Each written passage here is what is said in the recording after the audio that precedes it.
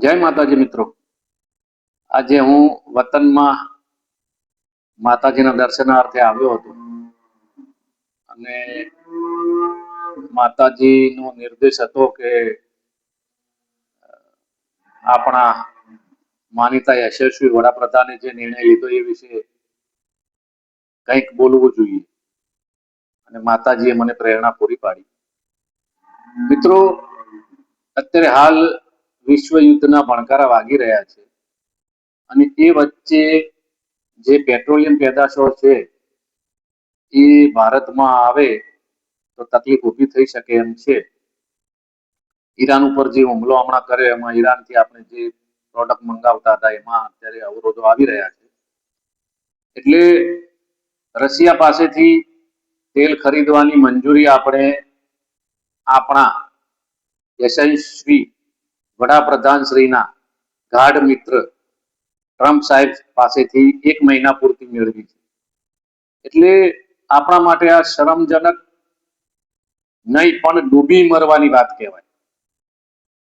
વિશ્વગુરુ આવું ના કરી શકે।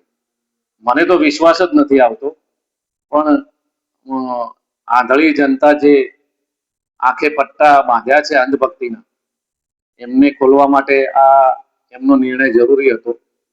એટલે દરેકે હવે જાગવું પડશે।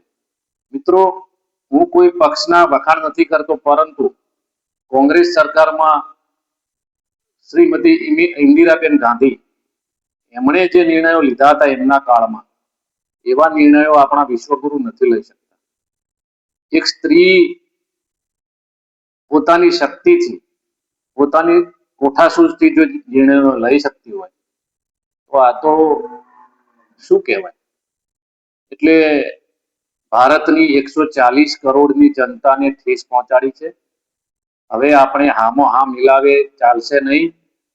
ભવિષ્યમાં એવો સમય જલ્દી આવશે કે આખો દેશ વેચાઈ ગયો છે અને આપણે કોની પાસેથી શું મેળવવું એની મંજૂરી અમેરિકા આપનાર છે કોણ? આપણે શું એનું કંઈક ઉધાર લીધું છે કે આપણી ચોટી એની પાસે મંત્રેલી છે કે આપણે એની બાટલીમાં છીએ? આપણને ડર શેનો છે? એને પૂછવાની ક્યાં જરૂર છે? એ આપણને મંજૂરી આપનાર દેશ છે કોણ? એ મને નથી સમજાતું।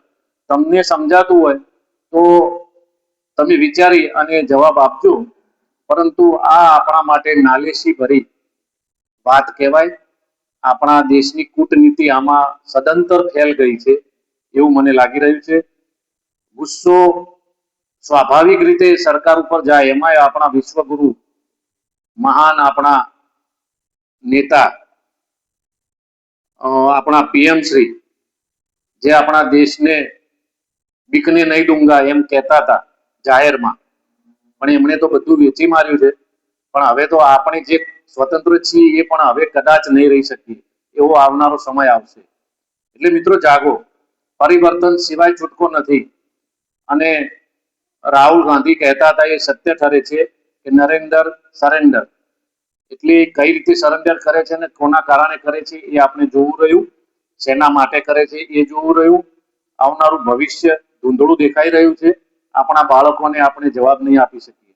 આપણી આવનારી પેઢી આપણને પૂછશે કે તમે કેમ શાંત બેસી રહ્યા, કેમ વિરોધ નોંધાવ્યો નહીં।